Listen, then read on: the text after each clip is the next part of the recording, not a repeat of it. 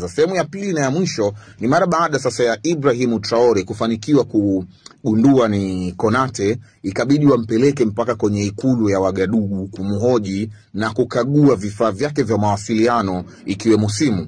Mara baada ya kuanza kukagua simu akashtuka baada ya kukuta simu ya Captain Konate inapokea miamala mikubwa kutoka kwa namba ya mtu ambaye anajulikana kwa jina la Shakur.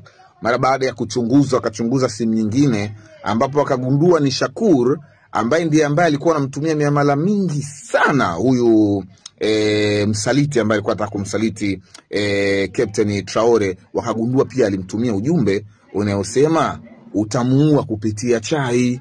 Kwa hiyo mara baada ya hapo timu nzima ya ujasusi ya Captain Traore ikasema ili swala chanzo si huyu Captain ambaye tumemkamata ambaye ni wa kwetu kabisa, bali kuna mtu ambaye anamtuma ambaye ndo yuko nyuma. Ni mtu gani? Anakamatwa vipi na inakuaje? Hapa ndipo ambapo Burkina Faso sasa wanapata faida ya kuwa na rais ambaye tayari alishawahi kuwa mwanajeshi. Kijasusi tunamuita high profile mission. Ni rais ambaye ana uwezo wa kuichora mission yote na akaimaliza mwenyewe. Kwa hiyo Traore akaichora hii mission kwa kuambia itakuwa ni mission ya kumtafuta huyu jamaa ambaye alikuwa anataka kumuua Traore kwa kumtumia kamanda ambaye anaaminiwa na Traore bila kuvaa sare za kijeshi wala kutumia bunduki. Yaani ni mission ambayo inafanywa bila kuvaa sare za kijeshi.